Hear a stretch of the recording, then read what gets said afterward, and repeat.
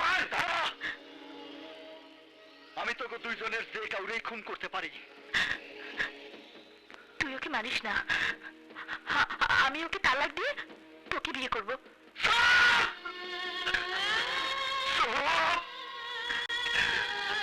মিথ্যাবাদী,